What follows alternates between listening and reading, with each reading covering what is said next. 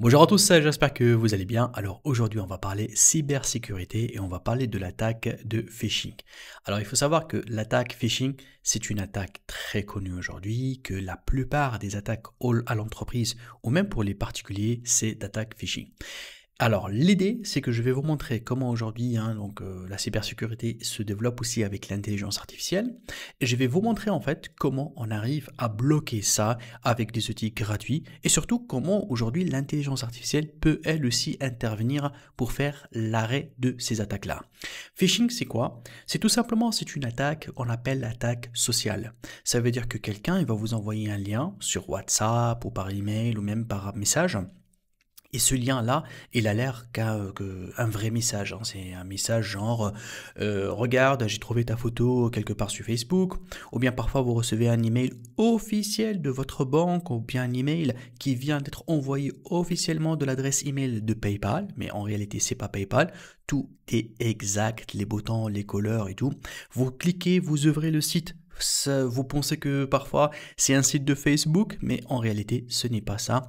L'objectif de ces attaques-là généralement, c'est de capter votre carte bancaire ou votre lien de connexion. Donc ce sont d'attaques. Pourquoi l'appel social? Parce que quelque part, lorsque vous allez les recevoir, généralement celui qui va faire l'attaque sait très bien que vous avez un compte dans cette banque, ou bien il sait que vous utilisez tel réseau social, genre TikTok, Instagram, Facebook, donc il peut connaître ces données-là. C'est pour cela qu'il vous envoie des liens que vous avez l'intention que ce sont des liens réels envoyés officiellement, donc du coup vous allez cliquer. Et on trouve ça souvent, hein. Parfois il y a même des fichiers qui s'envoient, genre quelqu'un vous envoie sur WhatsApp ou Messenger une photo. La photo, vous regardez parce qu'elle est petite, c'est comme si c'était toi dans la photo ou bien quelque chose qui ressemble, parce qu'il peut même prendre une miniature de votre photo et la mettre sur l'aperçu, le petit aperçu de la photo.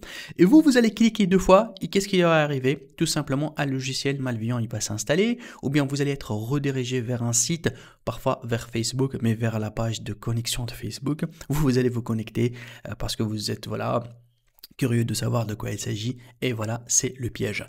Alors, le projet qui a été mis en place, ça va nous aider en fait à détecter tous les fichiers, tous les liens qui sont malveillants. Et avant de cliquer, c'est très important de passer par le site que je vais vous montrer dans cette vidéo-là. C'est un projet qui a été élaboré par Nord Labs. C'est un laboratoire en fait, voilà, très très connu mondialement en fait dans tout ce qui est les VPN, tout ce qui est la sécurité sur Internet. Donc, ils ont mis un projet que je vais vous le montrer. C'est un très intéressant projet, mais on va essayer de comprendre d'abord en fait c'est quoi le phishing, quelles sont les attaques utilisées par les pirateurs, les hackers et comment on va se protéger. Donc aujourd'hui, si vous recevez un lien, peu n'importe lequel, un lien d'une personne que quelque part, voilà, ça peut parfois venir d'un ami, comme ça peut parfois venir d'une personne anonyme, avant de cliquer, on va le checker. Et pour le checker, je vais vous le montrer dans cette vidéo-là, étape par étape. C'est très simple, très rapide, ça prend que 2 secondes, mais vous allez être sûr que le lien qui a été envoyé ou bien le fichier qui a été envoyé, c'est pas pour un piratage.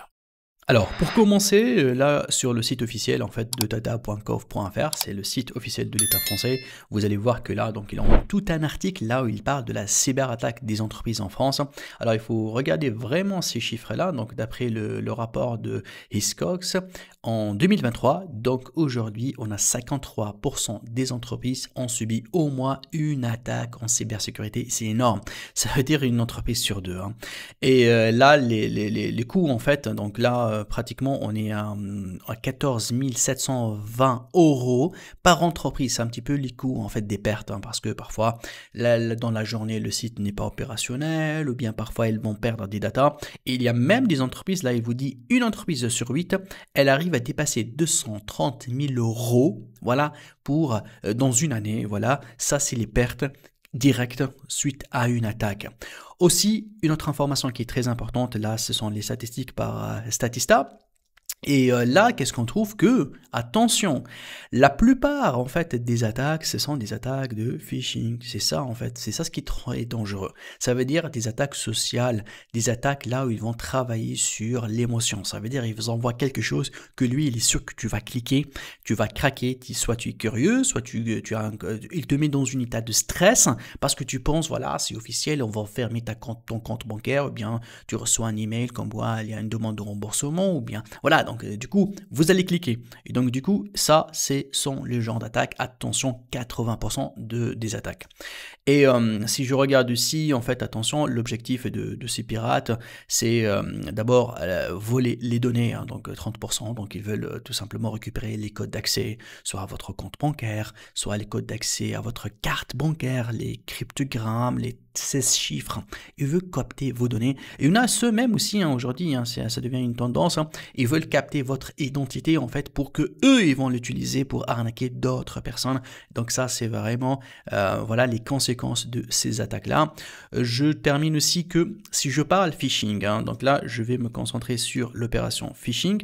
En 2024, là, d'après donc GEDA, on trouve que les types d'attaques en phishing, soit 56% en fait, ce sont des liens qu'on va vous envoyer. Donc, vous allez recevoir un lien, voilà, en texte, un lien que vous allez cliquer, soit par email, soit par WhatsApp, soit par Messenger, soit sur TikTok, soit sur les réseaux sociaux, soit sur LinkedIn, un lien. Le lien, il a l'air un lien normal, ok? Vous cliquez et hop, vous allez soit être pirater instantanément, ça veut dire une petite application qui va s'installer, soit il va vous diriger vers le site, voilà, cloné, donc c'est pas le site officiel, mais ça a l'air d'un vrai site, et vous allez introduire vos datas et vos données. Et il y en a ceux aussi aujourd'hui qui voilà, piratent avec les QR codes. Donc c'est pour cela il faut faire attention. C'est pas n'importe quel QR code que vous allez le voir hein, collé dans le mur, vous allez commencer à le scanner. Ça c'est très intéressant parce qu'un QR code derrière c'est un lien. Et si on dit un lien ça veut dire qu'il va vous ramener quelque part. Et il y en a ceux qui envoient pièces jointes.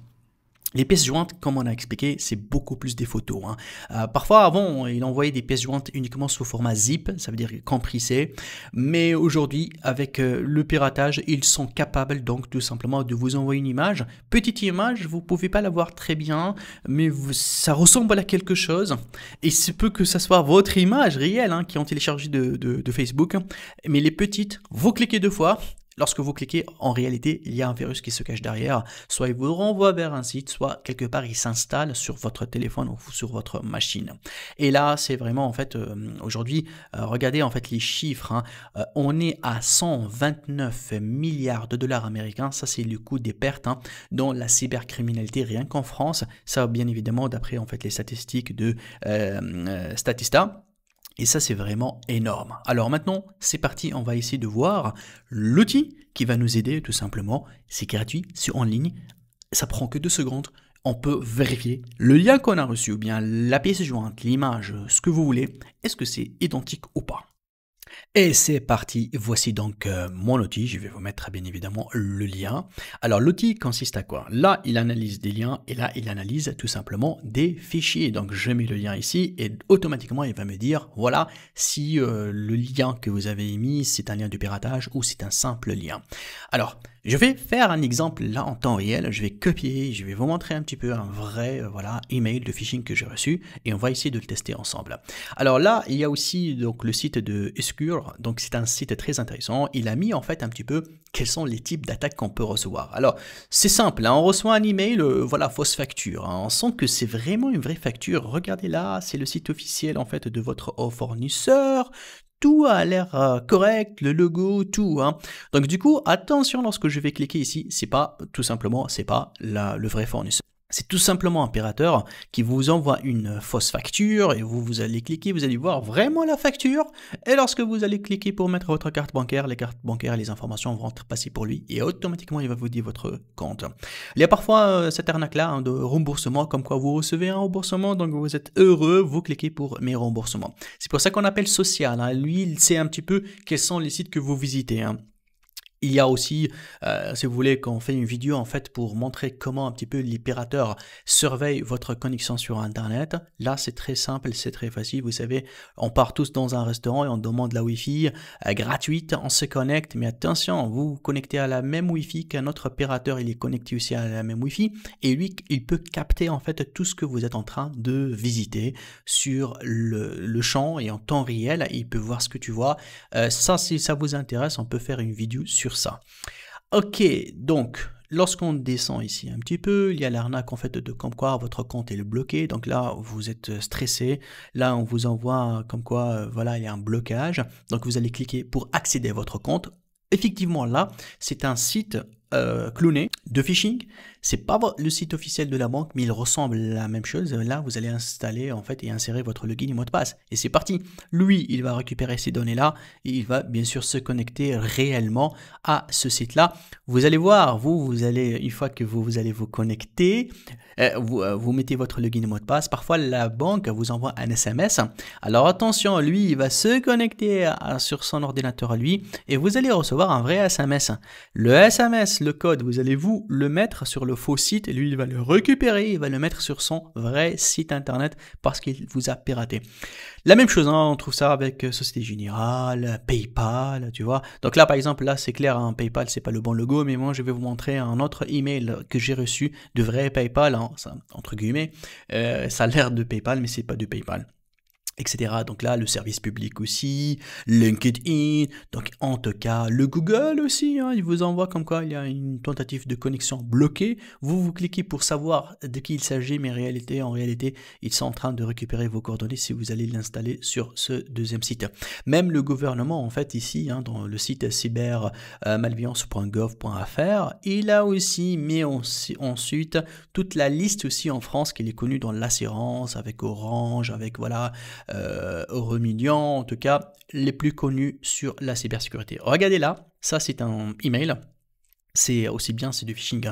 Ça, c'est une attaque sociale, mais sans lien. Ça veut dire que là, il essaie en fait de voir si je vais tout simplement répondre à cet email-là. Dès que je réponds, ils vont commencer un petit peu à travailler la psychologie avec moi pour qu'à la fin, ils m'envoient un email ou bien avec un lien là où je dois cliquer hein, pour envoyer de l'argent ou bien voilà d'insérer des informations bancaires. Donc ça, c'est un style d'attaque. Heureusement que là, Google, donc là, il a détecté, comme vous le voyez là ici, donc Google, il sait très bien que c'est de phishing, mais bien évidemment, c'est pas tout de suite, il est capté, hein, parce que ce monsieur-là, il a envoyé ça à plusieurs emails, donc du coup, à certains moments, il y a des personnes qui ont signalé. Mais parfois, si c'est une nouvelle adresse email, il peut ne pas recevoir ce message. Ok, maintenant, regardez-moi ça. Ça, c'est un email. Regardez là ici, en fait, on sent que il est envoyé par PayPal. Parce que les opérateurs, ils peuvent même envoyer à partir d'une vraie adresse email. Mais ça, si je réponds, en fait, bien évidemment, je vais répondre au vrai PayPal. Mais ceux qui ont envoyé à partir de cet email-là, en fait, ils ont utilisé d'autres logiciels, en fait, qui peuvent tout simplement prendre la forme d'une email officielle. Après, lorsque je regarde, il y a le logo, il y a toutes les informations correctes, il y a tout, hein. Alors, maintenant, comment je peux savoir si ce bouton-là, il est vrai, si ça vient de vrai PayPal ou pas? Attention, il fallait pas, si je n'ai un lien, comme ici, par exemple, je vais cliquer bouton droit, regardez là ici, je ne vais pas faire un copier, attention, je vais faire copier l'adresse du lien, notez bien ça, copier l'adresse du lien.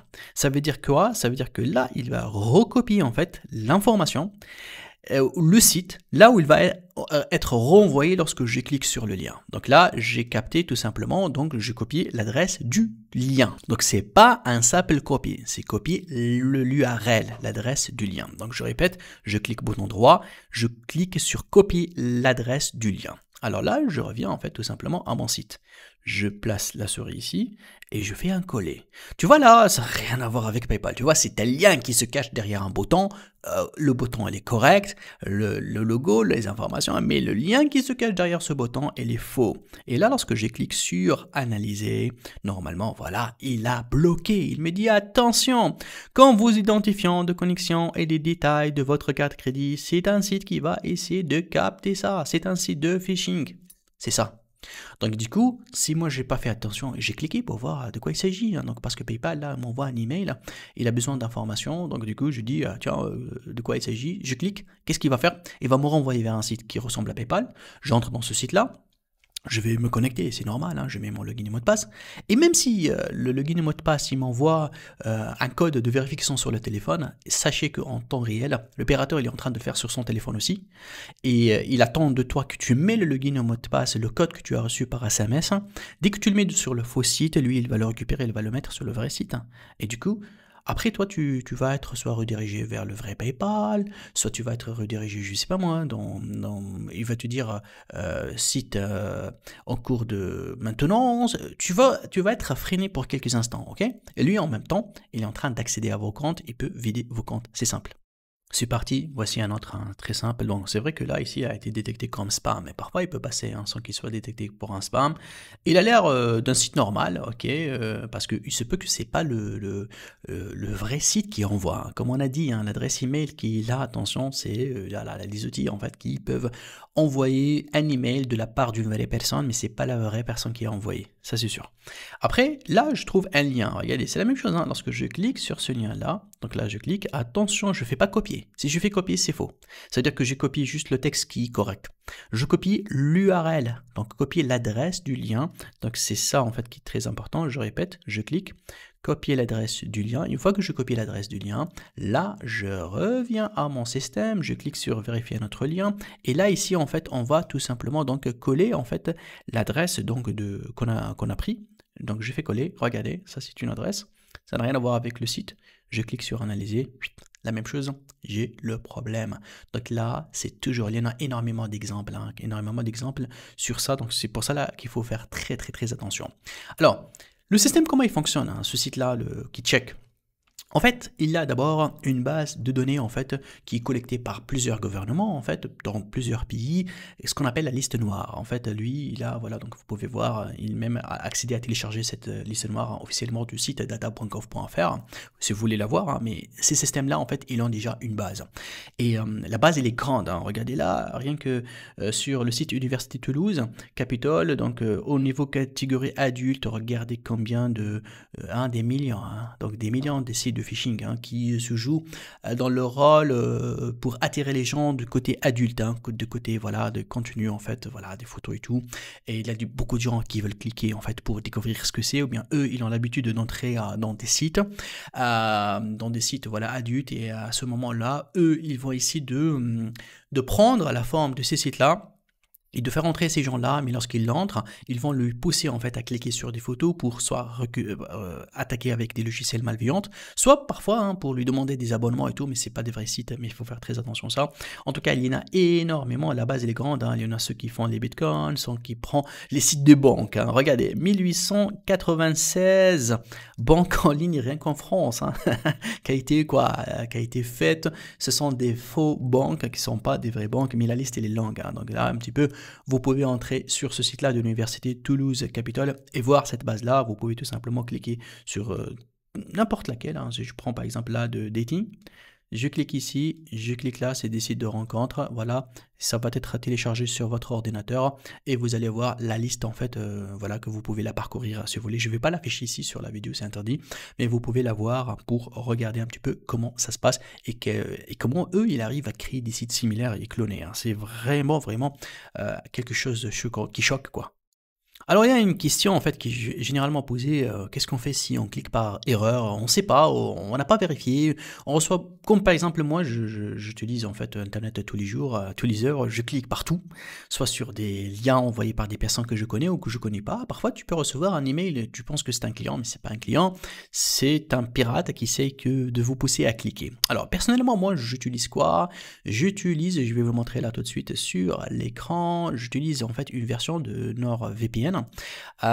Celle-là en fait elle me permet d'avoir en temps réel, je vais vous le montrer tout de suite, c'est celle-là en fait, ça elle me permet d'avoir en temps réel une protection. Vous voyez cette option là, je vais vous le montrer, cette option là, et qui s'appelle protection web. Lorsque je la coche ici une seule fois, voilà, qu'est-ce qui va arriver? Peu importe si je clique sur image, texte, ce que vous voulez, tout le temps, l'internet, soit sur mon téléphone, soit sur mon PC, elle est surveillée, ça veut dire elle est protégée. Ça veut dire n'importe quel lien que je clique, il y a un check en temps réel qui se fait. Soit est-ce que c'est un lien en blacklist ou bien un nouveau lien qui essaie de me pirater ou bien qui essaie de voilà m'arnaquer. Et donc du coup c'est une option très intéressante. Donc c'est une option on va dire automatique.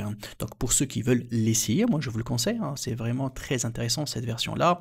Voilà, elle s'appelle en fait Tree Protection. Alors automatiquement lorsque vous prenez un VPN, NordVPN, vous êtes libre, hein. Il y en a d'autres qui utilisent d'autres options, hein. Vous pouvez comparer ça. Personnellement, cette option-là, je l'ai trouvée intégrée sur NordVPN automatiquement lorsque je mets mon VPN et du coup, c'est très intéressant. Je ne suis pas obligé de mettre plusieurs applications en même temps et elle permet en fait, voilà, surtout celle-là, hein, ça c'est celle-là qui m'intéresse en fait, de bloquer les publicités et les logiciels malveillantes. Donc ça, c'est très important. Donc elle va m'aider à éviter les escroqueries et voilà, ces genres d'attaques. Et sur NordVPN, en fait, cette option-là, elle est intégrée lorsque vous prenez donc l'outil ou bien l'application.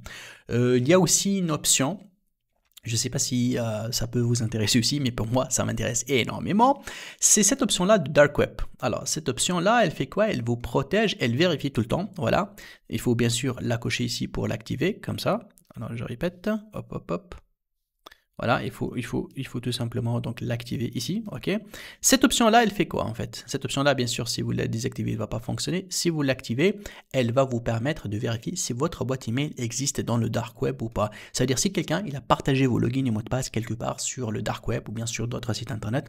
Et ça m'aide en fait, voilà, à être sûr que j'étais pas piraté parce que généralement, hein, la boîte email, c'est elle qui contient en fait quelque part la connexion à votre Gmail, à votre Facebook, à votre voilà, à vos données en fait personnel peut-être.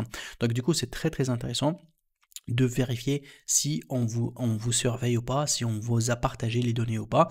Et bien évidemment, hein, donc là, vous avez le monde entier pour changer votre VPN. C'est bien de lorsqu'on se connecte sur Internet, on cache notre identité pour ne pas, bien sûr, être repéré par les pirates, pour ne pas être attaqué. Donc bien évidemment, ça à quoi ça sert un VPN, hein. Mais même si le VPN n'est pas actif, moi, j'ai toujours cette option-là de filtrage DNS qui est toujours active. C'est très important pour moi. Ça me permet donc d'être, voilà, protégé.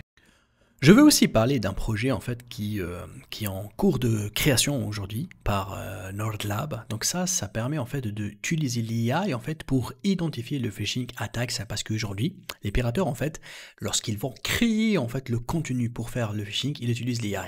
Alors c'est pour cela, ce labo-là, il est en train de faire un autre système basé sur l'IA aussi pour qu'il détecte la création faite par l'IA et d'autres IA bien sûr pour faire le phishing. Donc c'est vraiment un système très compliqué, mais ça va nous aider en fait à combattre et détecter le phishing même si le pirate essaye de faire à la perfection son attaque. Aujourd'hui, ce projet-là n'est pas disponible, mais très bientôt il va être en ligne. Alors si vous voulez être parmi les premiers à recevoir en fait, ce projet-là, c'est très simple, vous allez cliquer ici sur Join Labs Waitlist. Dès que vous cliquez ici, vous allez tout simplement mettre ici votre adresse email. Moi, j'en ai mis mon adresse. Vous allez ajouter votre adresse email dans un champ ici. Et dès que le projet il est voilà, disponible, vous allez recevoir des accès gratuits là où vous allez le tester et vous donner votre retour si vous êtes en vie. Mais vraiment, c'est très intéressant pour tous ceux qui veulent suivre l'avancée technologique avec l'attaque et le contre-attaque sur le phishing. Je vous laisse le lien en fait là où j'ai pu prendre en fait le NordVPN avec une réduction de moins 70%. Voilà, donc je l'ai pris en réduction. Ça c'est très intéressant en fait de prendre quelque chose qui coûte pas cher et surtout qui nous protège contre les attaques. Et ça c'est très sûr. Si on est quelqu'un qui est tout le temps sur internet, qu'on clique énormément, c'est très important d'avoir vraiment cette option là. Déjà l'outil de NordVPN, vous allez le trouver en fait avec 30 jours donc de satisfait remboursé. Donc ça vaut le coup en fait de le prendre, de le tester pendant 30 jours et de voir en fait s'il est efficace ou pas à faire bloquer, à freiner. Moi je pensais au début en fait que je suis pas en train de cliquer sur des sites malveillants. Mais lorsque j'ai installé l'application et je regarde les statistiques, je me trouve que voilà, il m'a alerté en fait pratiquement entre 100 et 150 fois par mois dans des liens que moi je clique voilà à gauche à droite et je me suis dit waouh, à ce point que je suis en train de cliquer voilà tous les jours sur des liens malveillants ou bien des fichiers en fait de phishing. Je savais pas, mais une fois qu'on fait la protection réellement, ça nous aide en fait à se protéger, surtout si on est en entreprise. C'est intéressant de prendre un compte. Et lorsqu'on prend un compte, en fait, on peut l'installer sur plusieurs machines. On n'est pas obligé de le mettre sur une seule machine. Plusieurs machines, tablettes, Mac, iPhone aussi, Android. C'est très intéressant d'être protégé. Alors, vous me dites, s'il vous plaît, dans les commentaires, si vous voulez qu'on fait une vidéo, là on va travailler sur comment c'est-à-dire faire une réaction ou bien un comportement face à une personne qui nous envoie un lien de phishing. Parce que généralement, lorsqu'on reçoit un alerte de phishing, qu'est-ce qu'on fait? On l'ignore ou bien on le signale. Mais il y a des outils en fait qui est très sympathique hein, pour un petit peu lui envoyer quelque chose, pour lui donner une leçon, pour lui dire attention, je suis protégé, je sais me protéger et tu vas pas me piéger. Alors généralement, en fait, on le fait ça for funny, c'est-à-dire pour un petit peu s'amuser, pour dire, parce que généralement lui il attend quoi de votre part? Il attend de votre part que vous mordez à l'hameçon, mais il y a des outils en fait qui prennent en fait son attaque et il va le renvoyer son attaque à lui, et lui il va penser qu'on a mordu l'hameçon, mais en réalité c'est lui qui va mordre à notre hameçon à nous. Et si vous êtes intéressé qu'on fait une vidéo sur ça, écrivez-moi en commentaire, ça va être avec grand plaisir de continuer en fait une deuxième partie pour tout ce qui est protection entre cybersécurité et l'attaque de phishing. Merci. Merci d'avoir suivi cette vidéo. Donc si vous avez des questions, n'hésitez pas de m'écrire dans les commentaires. Je fais mon maximum pour répondre à toutes vos questions. Et si vous aimez la vidéo et vous voulez voir les prochaines nouveautés, n'hésitez pas à vous inscrire à ma chaîne. Je vous dis merci beaucoup et à très vite.